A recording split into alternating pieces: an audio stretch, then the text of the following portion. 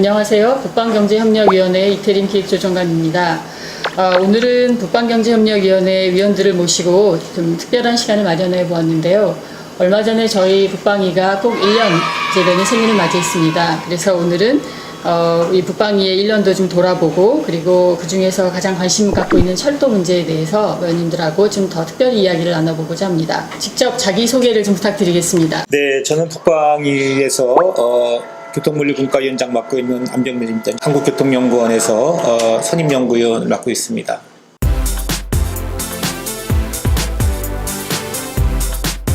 법무원인 동안의 대표 변호사로 있는 조민행입니다. 한반도 종단철도와 시베리아 횡단철도가 연결되는 것을 인생의 목표로 삼고 있는 사람입니다.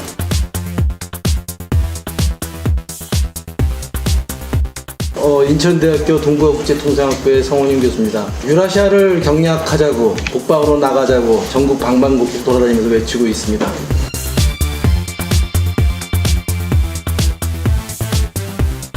지난해 블라디보스톡에서 있었던 그 3차 동방경제 포럼에서 저희 문재인 대통령께서 북방경제협력위원회 설립 취지에 대해서 직접 설명하신 그 부분이 있는데, 그 영상을 지금 한번 좀 같이 보실까요? 동지역을 포함한 북방지역과의 경제협력 의지가 확고합니다.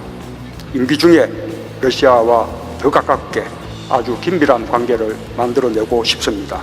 그것을 한국은 신북방 정책의 비전으로 갖고 있습니다. 네, 다시 보니까 정말 엊그제 같습니다. 국민 여러분께서도 우리 북방경제협력위원회가 뭐하는 곳인지 좀 다양한 질문을 해주셨는데요. 북방 정책이 어떤 것인지, 북방위가 무엇을 하는 곳인지에 대해서도 좀 설명을 해주시면 감사하겠습니다. 문재인 대통령께서 후보 시절에요, 그 한반도와 동북아를 넘어서서 그 주변 지역과의 어떤 평화, 번영, 그다음에 이런 환경을 조성하기 위한 중장기 비전을 발표한 적이 있습니다. 이게 바로 동북아 플러스 책임 공동체 구상인데요. 이 구상은 크게 신북방 정책, 신남방 정책으로 구성이 되어 있습니다. 그래서 가장 핵심적인 전략의 하나인 신북방 정책을 수립을 하고 집행을 하기 위한 그러한 기구로 알고 있습니다. 대외적으로 북방 정책 협력과 관련한 다양한 협의 채널을 구축하는 것이고, 대내적으로는 북방 경제 협력 정책에 있어서 컨트롤 타워로서의 기능을 하는 것입니다. 정말 그 북방경제협력위원회가 다루고 있는 사업도 굉장히 다양하고, 그리고 또 모두 다 중요하다는 그런 생각이 듭니다. 근데 그 중에서도 이제 철도 연결에 대한 관심이 굉장히 뜨거운 것 같아요. 신북방 정책, 우리 북방 사업에서의 철도 연결이 왜 중요한지 좀 설명을 해주시면 좋을 것 같습니다. 예, 그 철도 협력 사업이 신북방 정책의 핵심 중에 핵심이 아닐까 이런 생각을 합니다. 남북이 합의만 하면 다른 인프라 사업에 비해서 좀 더 수월한 사업이라고 하는 거고요. 저희들이 설정해 놨던 전략적 과제와 목표, 그 초국경 협력을 가속화하고 네트워크의 기능적 연계를 강화한다라고 하는 측면에서 봤을 때 철도 협력이 좀 더 그 선도적인 역할을 해낼 수 있다라고 하는 거죠. 그리고 역시 이 북방 지역의 가장 중요한 이 교통수단이 철도이기 때문에 저희들이 북방 지역에 있는 국가들과 협력을 하려고 하면 철도 협력을 보다 앞당겨서 진행을 하는 것이 바람직하다고 생각을 합니다. 우주인이 지금 달나라를 가는 시대에 기차에서 달걀을 사 먹고 콜라 마시던 이런 그 수학여행 같은 운송수단을 왜 얘기할까라고 얘기를 하는데, 이 철도라는 게 우리가 알듯이 가장 좋은 운송수단은 아닙니다. 신속성도 비행기보다 느리고요. 한 번에 많이 나를 수 있는 화물도 배보다 배에 한 20분질밖에 안 되고, 가격도 또 중간에 어중뛰는 그런 가격이고, 또 접근성도 별로 안 좋죠. 하지만 철도가 왜 이게 각광을 받는 운송수단이냐면은, 해상운송과 항공운송은 항구나 공항을 출발하게 되면은 하늘로 바다로 가면서 다음 목적지에 항구나 공항으로 들어가게 되겠죠. 그러니까 주변에 미치는 파급효과가 전무한 상태인데, 철도는 한 A라는 지역과 B라는 지역을 이게 철도 노선이 연결되면서 옆으로 파급효과가 퍼지겠죠. 왜냐하면 거기에 도시도 생기고 산업시설도 생기고, 이 지역의 경제 발전, 그다음 평화 정착에 가장 기여할 수 있는 게 바로 철도가 아닌가. 그래서 이 지역에서 북방 사업에서 철도가 가장 중시되고 있는 그런 이유가 아닌가라고 생각합니다. 북방 사업에서 철도 연결의 의미는 어제 문재인 대통령이 15만 평양 시민들을 상대로 해서 연설하신 내용에 나와 있다고 저는 생각합니다. 9,000년을 함께 살고 70년을 헤어져 살았습니다. 나는 오늘 이 자리에서 지난 70년 적대를 완전히 청산하고 다시 하나가 되기 위한 평화의 큰 걸음을 내딛자고 제안합니다. 남북 문제에 있어서 철도는 남북화의 협력을 위한 가장 유효적절한 수단입니다. 또 분단국으로 살아왔던 대한민국이 유라시아 대륙으로 복귀하는 장엄한 대서사시라고 할 것입니다. 한국 국민들이 로망이라고 하는 것이 기차를 타고 국경을 넘어보는 거.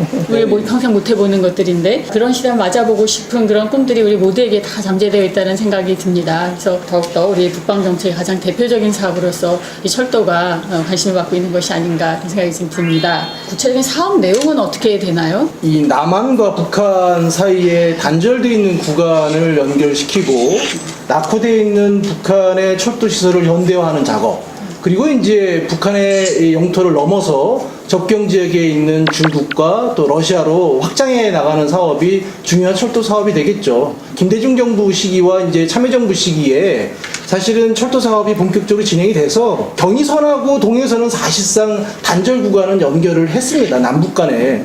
근데 아쉽게도 당시에 이제 연결만 해놓고 MB 정부와 또 이제 박근혜 정부 들어서서 남북 간의 이 대화가 단절되는 상황이 만들어졌기 때문에 다시 이것들을 복원하고 좀 더 확장해가는 사업의 의미들을 가지고 있죠 지금. 철도 연결을 이야기할 때 이제 나지나산 사업이라는 얘기가 계속 이제 언론에도 많이 나오고 있는데 그건 도대체 무엇을 얘기를 하는 것인지 그 사업의 내용들을 조금 설명을 해주시면 좋을 것 같아요. 북한과 러시아가 합영 형태로 추진한 이런 인프라 협력 사업입니다. 그래서 북한에서 그 철도 노선 그 땅과 그다음에 나지나항의 항만을 그걸 그걸 제공을 한 거고, 러시아가 그 건설비를 투입을 해서 같이 공동 협력 사업으로 합영 사업으로 했던 이 그 북한 지역의 첫 번째의 인프라 협력 사업이 되는 거죠. 나지낭 같은 경우에는 러시아에서 극동 지역에 있는 기존 항만 외에 추가적으로 활용할 수 있는 가장 좋은 조건을 갖춘 항만이기 때문에 이 항만들은 2007년도서부터 일단 한국 기업의 참여가 검토가 되어져 왔다가 이게 이제 그 북한과 러시아 단독 사업으로 이게 사업이 추진됐었죠. 그래서 이 사업을 향후에 이제 우리 기업이 다시 참여하는 방안이 검토가 됐었고, 지금도 그런 방향으로 논의가 되고 있는 그런 사업입니다. 아마도 남북러 삼각 협력 사업의 가장 상징적인 사업이 나진하산 사업이 아닐까. 이것이 물류 사업인 이상 어차피 이제 한국이 참여를 해서 남한과 북한과 러시아가 함께 이 복합 물류 사업을 할 수밖에 없습니다.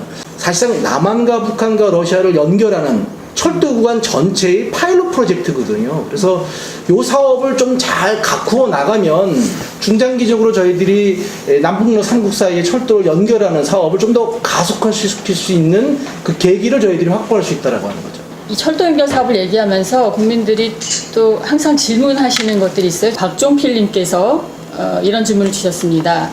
신북방 정책 유라시아 철도가 개통이 되면 우리나라가 얻는 경제적 이익은 얼마나 될까요? 이나경님과 정민아님께서도 이제 유사한 질문을 주셨습니다. 구체적인 경제적 이익을 가져다 줄 수 있는 것인지 좀 설명을 좀 꼭 듣고 싶습니다. 남북으로 분단된 다음에 사실상 섬과 같은 나라에 살았거든요.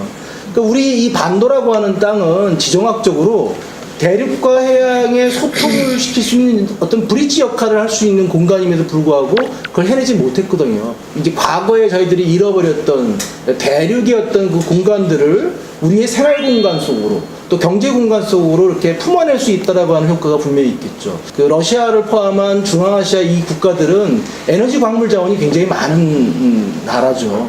이들 나라들과 긴밀하게 경제 협력을 하려고 하면 핵심적인 교통수단인 이 철도가 우리 남한과 직접 연결됨으로써 경제협력을 가속화시킬 수 있는 효과도 있을 거고요. 서울에 있는 공장, 수도권의 공장에서 블라디보스톡으로 이제 이동하는 그 루트를 한번 가정해 보겠습니다. 러시아 극동 항만까지 이용되기 위해서는 부산항으로 가야 됩니다. 그 컨테이너를 자동차나 기차에 싣고서 출발을 해야 되겠죠. 그럼 여기서부터 부산까지 가는데 약 한 $400 이상이 듭니다. 컨테이너 20톤짜리 하나가. 그다음에 이게 다시 이제 부산에서 블라디보스토크까지 이동을 해야 되는데 이동되는 시간도 있고 근데 비용이 약 한 $1,000 정도가 들어갑니다. 이게 만약에 철도가 연결이 된다고 하게 되면은 $1,400, $1,500의 비용이 3분의 1 정도 수준으로 이게 떨어지게 되겠죠. 이게 경제적으로는 철도 운임에 있어서는 약 한 3분의 2 정도가 절감된 효과가 있는 거고요. 운송비뿐만이 아니고 시간 비용, 환경 비용 이런 부수적인 절감 효과까지 나타나고 있습니다.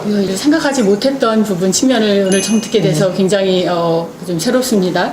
조 변호사님께서는 이 대륙 철도 연결 사업에 이 인생을 거셨다고 하셨는데 왜 그렇게 그 철도 연결에 이렇게 목을 메고 계시는지 좀 설명을 해주시죠. 철도가 연결되면 우리에게 뭐가 좋은 건가요? 눈에 보이지 않는 이익에 대해서 한번 말씀드려보겠습니다. 네. 네. 일본 여자가 배를 타고 부산에 상륙해서 부산 땅을 밟고는 내가 대륙에 왔구나 하는 이 마음에 땅에 입을 맞췄다는 기사를 본 적이 있어요. 우리가 기차나 버스를 타고 국경을 넘는다는 것은 굉장히 근사한 경험입니다. 내가 외국과 땅으로 연결되어 있는구나. 내가 내 주위의 사람과 함께 사는 사람이구나 하는 생각을 하게 됩니다. 우리가 섬나라로서 살아왔기 때문에 대륙의 일부라는 생각이 없었고 그렇죠. 선을 넘어가 본 적이 없죠. 네, 호연지기를 가져라 100번 얘기하는 것보다 이게 땅에서 올라오는 웅크룽크르 올라오는 그 대륙의 기운이 있습니다. 맞습니다. 네, 우리가 잃어버렸던 영혼에 대한 어떤 그 시온에 대한 그리움 이런 거에 좀 액세스할 수 있을 것 같아요. 저는 그게 더 중요하지 않나 이런 생각하고 있습니다. 우리 노래 보게 되면 철도 노래가 보면 참 이게 창피한 게 기차를 타고서 파리를 가는데 독일 이런 데 하도 없고 동해 바다로 가자 이런 거 그다음에 군대 가면서 타는 이병 열차 그다음에 비 내리는 호남선 단차 그러니까 우리가 완전히 이게 축소가 돼가지고 이 우리가 갖고 있는 대륙성은 거의 상실해 버렸단 말이에요. 독립운동을 할 때도 기차 탔던 그런 것도 있는 거고 또 우리 송기정 선수가 기차를 타고서 또 베를린으로 좀 타고 갔었고 그러니까 그랬던 우리의 어떤 이런 대륙성이 완전히 우리가 지금 다 상실을 다 해버리고 가장 길어봤자 400km를 간다는 이런 어떤 것들에서 국민들이 진짜 갖고 있는 이 호연직이나 이런 것들이 정말 업그레이드될 수 있는 새로운 어떤 큰 계기도 되는 거죠. 없었던 길을 새로 만드는 것이 아니라 과거에는 있었던 길입니다. 활용했었고 그 길을 따라 이동해 가서 생활의 근거지를 만들었습니다.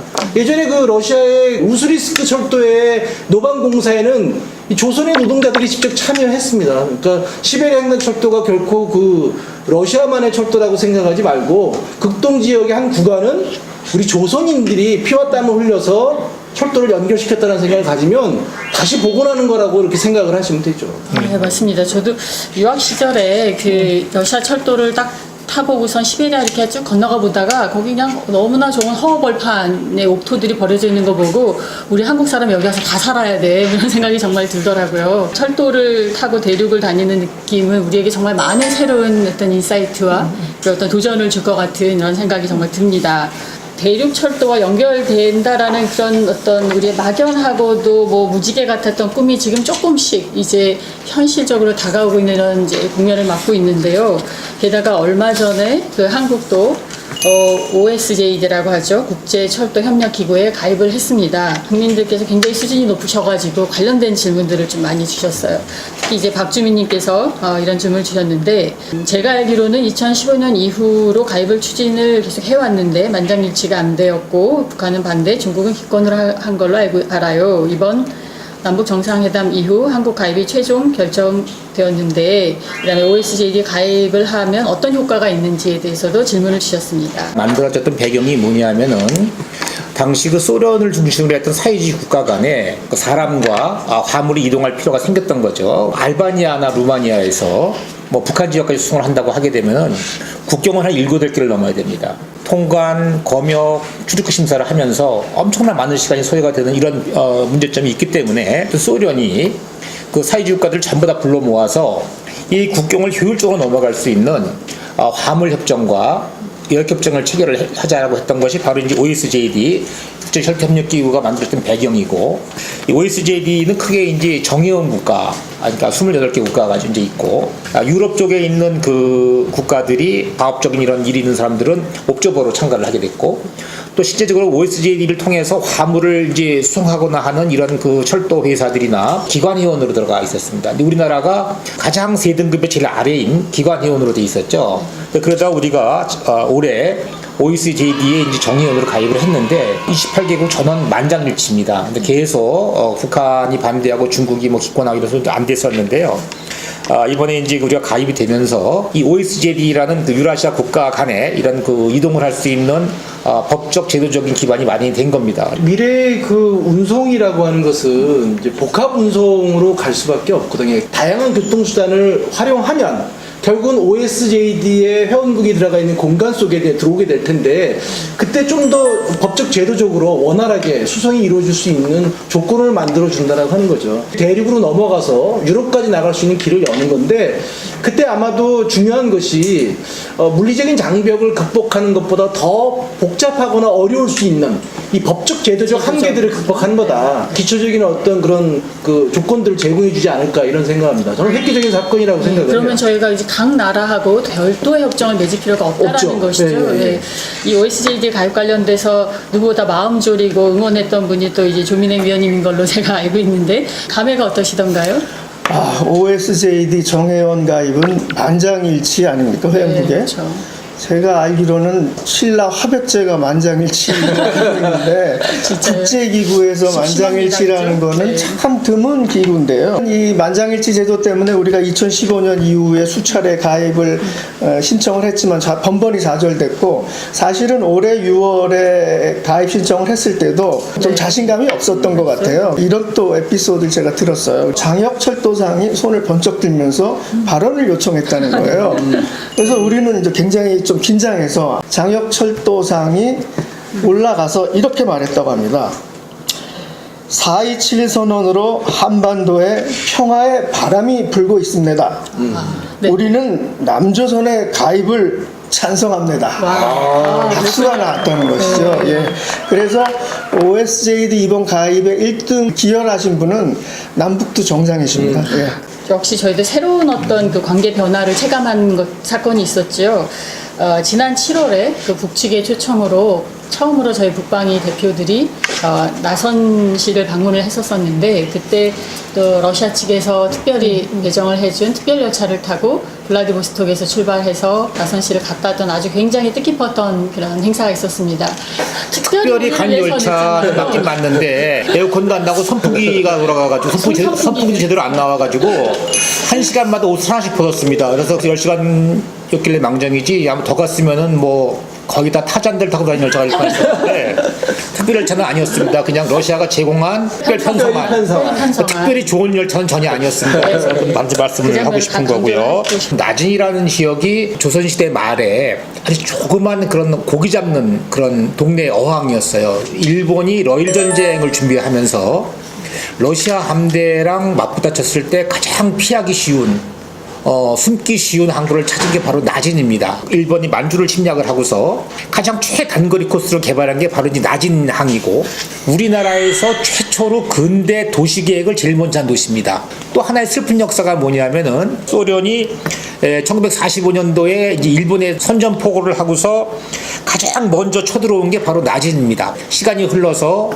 이번에는 러시아와 북한의 협력 사업의 어떤 대상으로서 이런 모델로서 만들었던 도시에 굉장히 저는 큰 어떤 그 감동을 받은 어떤 그런 항구이기도 합니다. 자기가 연구해왔던 지역에 직접 가서 체험해 본다라고 하는 것은 큰 흥분을 이제 유발시키죠. 뭐 우리가 이제 북한을 떠올리게 되면은 굉장히 낙후되어 있는 인프라 시설들을 이렇게 떠올리게 되는데, 뭐 그 북한과 러시아 사이에 54km에 해당되는 철도 구간을 현대화 잘 했고, 항만 조건이나 또 환경 시설은 꽤 괜찮았다. 지금 당장 석탄 사업이라도 제대로 이제 그 복원을 해낼 수 있다라고 하는 생각이 들었죠. 원래 이 사업 자체는 이제 석탄 운송이 집중돼 있던 것이 아니라 컨테이너 운송을 위해서 이게 계획이 됐던 건데, 이제 석탄 운송이 집중됐던 거를 복원하는 데만 그칠 것이 아니라 좀 더 원래 그 취지와 목적에 맞는 방향으로 제자리를 잡도록 하는 것이 필요할 것 같아요. 나진항은 이 러시아의 광개철도 이 폭이 1520mm고 네. 우리가 쓰는 철도는 1435mm 표준계인데요. 나지단까지 러시아 철도와 북한 철도가 같이 깔려 있는 걸 복합궤도라고 합니다. 그래서 러시아 기차나 북한 기차 같이 공동으로 운행이 가능한 철도가 이제 부설돼 있다는 것, 이게 굉장히 주목할 만한 그런 것이었고, 북한과 러시아가 이 철도와 항만 시설을 공동 개발을 하고 공동 운영한다는 점, 북한과 같이 그 다른 나라가 다른 국가가 공동 개발하고 공동 운영했던 첫 번째 이게 사업 모델입니다. 중국하고는 그런 인프라 사업이 없습니다. 없죠. 예, 인프라 네. 지원은 했지만 공동 회사 설립방은 없거든요. 네. 54km 가장 짧은 구간에 비용이 가장 적게 드는 사업이거든요. 이 사업이 성공을 해야지만이 북한에서 유일하게 성공할 수 있는 사업이기 때문에 북한에서 인프라 투자에 돈 번 사례가 한 건도 없어요. 다 망했지. 그래서 이 북한에서 성공 모델을 만들 수 있는 가장 최적의 사업이 아닌가. 그래서 이게 우리가 좀 주목해 볼 만한 그런 사업인 거죠. 그렇기 때문에 네. 라지나산 사업 얘기를 저희가 네. 이렇게 많이 하는 네. 것이고, 또 이 나선시라는 그 입지 조건이 갖는 그 의미도 특별하지 않습니까? 무엇보다 중국하고 러시아 국경이 맞닿아 있는 항구 도시이고, 그러다 보니까 북한 당국도 세 차례나 그 개발 계획을 이제 자체적으로 발표를 한 바가 있어요. 대북 제재로 인해서 몇 년 동안 경기가 꽝꽝 얼어붙어 있을 것 같은 이제 생각이 막 드는데, 가보셨으니까 정말로 그렇던가요? 놀라웠던 것들은 나진시라고 하는 것이 이제 일종의 북한의 이제 개방구에 해당이 될 텐데, 그래도 나름대로 북한 안에서는 이제 국제 협력이 그래도 진행이 좀 되고 있는 곳입니다. 저희들이 생각하기에는 이제 북한에 대한 모습은 굉장히 침체된 모습, 어두운 그림자가 이게 감싸고 있는 모습처럼 보였을 텐데, 실제로 가보니까 그렇지 않았다라고 하는 거예요. 나름대로 활력이 넘쳐 있었다. 꽤 많은 그 택시들이 시내 중심에서 이동을 하고 있었다. 지금 이제 평양에서도 그런 모습들이 나타나고는 있는데, 북한 사회가 상당히 빠른 속도로 변하고 있었다라고 하는 것을 이제 확인해 주는 거였고요. 전력과 관련된 문제도 굉장히 중요한 그 관찰 대상이었습니다. 이 나진시를 먼저 방문하셨던 분의 말씀으로는 오히려 2015년에 방문했을 때보다도 전력 사정이 더 좋아진 것 같다는 느낌을 받았다. 참 신기하네요. 경제적인 궁핍과 곤란한 상황에 처해져 있는 것이 당연한 것인데, 오히려 정반대의 상황이 나타나고 있다고 하는 것은 북한의 모습을 간과하거나 외면했던 것도 하나 드러난 거고요. 나름대로 북한이 자신의 생존의 방식들을 찾아가고 있다고 하는 것을 보여주는 거죠.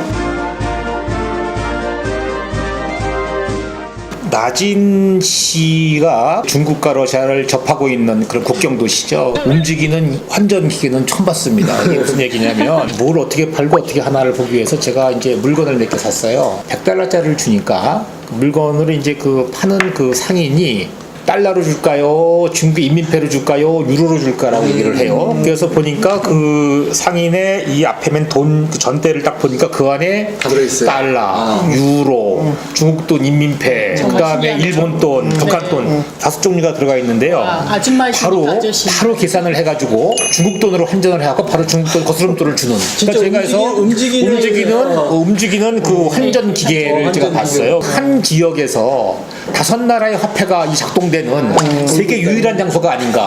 저도 뭐 사실 같이 갔었었는데 보고 조금 눈에 들어왔다 그럴까요? 그런 것이 여러 가지 구호 팻말들이 여전히 많긴 한데, 거기에 반미구, 그다음에 뭐 핵 강성대국에 대한 그런 구호들이 싹 다 사라졌더라고요. 경제에 그 네, 관련된 경제. 구호들이 많이 등장을 했죠. 네, 경제 관련 또 구호들이. 이전에 다녀오신 분들의 증언과 비교해 봤었을 때 상당한 변화가 또 한 데서 일어나고 있는 것이 아닌가라는 생각이 좀 들었습니다. 긴장해가지고 잠시 정신이 없었는데 새벽 시찰하고 다녀오신 분들, 이제 우리 의원님도 말씀이 중국 관광객이 엄청 많더라라고 그러셨거든요. 그리고 또 안내원 동무들의 얘기가 이 나선 지구 그 주변으로 관광장이 굉장히 많다, 이런 얘기를 하면서 이걸 뭐 같이 개발할 여지가 있다라는 식의 이야기를 했어요. 근데 가서 보시니까 관광 상품 같은 것들을 개발할 여지가 좀 있다고 좀 보셨는지요?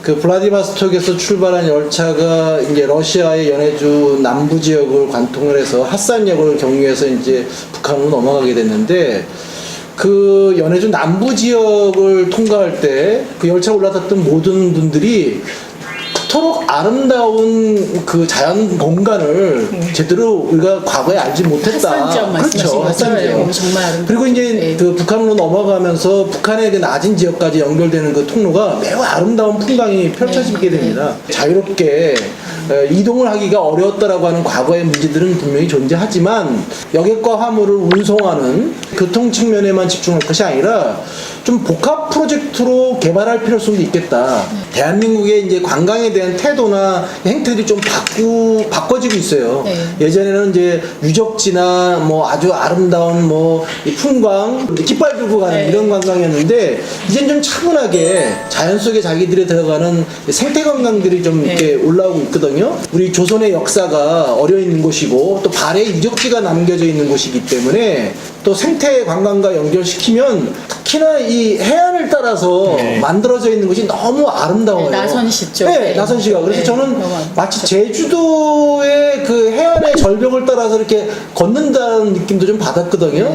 저는 뭐 충분히 고민해 볼 필요가 있다. 두만강 철교 비차로 딱 그 건너갈 때 굉장히 짜릿했던 것 같아요. 감동적이었었고 아마 대한민국 국민이라면 모두가 다 그 감동을 체험해보고 싶어 하시지 않을까라는 생각이 좀 들었습니다. 관광이라는 게 동적인 관광, 정적인 관광이 있을 수 있죠. 그래서 동적인 관광은 뭐냐면은 일상생활에 찌든 이제 그 현대인들이 경치 좋은 데 가서 트레킹을 한다든가 뭐 등산한다든가 움직이는 관광을 하면서 이제 힐링하는 방식이 있고 또 하나는 이제 정적인 관광은 뭐냐면 쇼핑이라든가 카지노라든가 이런 건 역시 아직까지 북한의 이 관광객들은 낮인을 정적인 관광, 쇼핑이나 뭐 음식물 뭐 사 먹거나 참 카지노 하는 걸 보고 이 좋은 환경을 어떤 잠재력의 한 10%도 못 쓰는 걸 보고 참 안타깝다고 생각했습니다. 앞으로 이 지역이 크루즈라든가 이런 게 기양도 하고 다른 지역과의 교통이 연계만 잘 됐는다고 그러면 정말 그쪽 낮인을 포함한 선봉이라든가 아까 말씀드린 핫산 지역 이 지역이 정말 세계적인 관광지를 할 수 있는 충분한 잠재력이 있지 않나라고 느꼈습니다.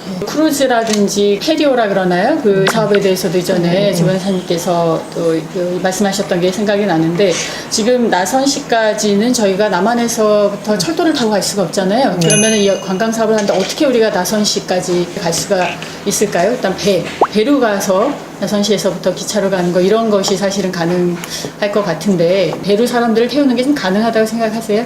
철도라든가 뭐 그 배로 간다, 해상 운송이라다 이런 것이 저는 어제 9월 19일 평양 그 선언 이후에는 근본적인 패러다임의 변화랄까요? 이런 게 이미 일어났다고 생각하고요. 이제 두 정상이 올해 안에 동해선과 서해선 사이에 공사를 연결을 하고 뭐 착공을 한다고 표현을 하시지 않았습니까? 이것을 하느냐 안 하느냐의 문제가 아니라 아무튼 이건 이미 진행되게 되어 있습니다. 네. 진행되게 되어 있고 지금 단계에서는 오히려 우리가 동해를 바라보는 시각이랄까?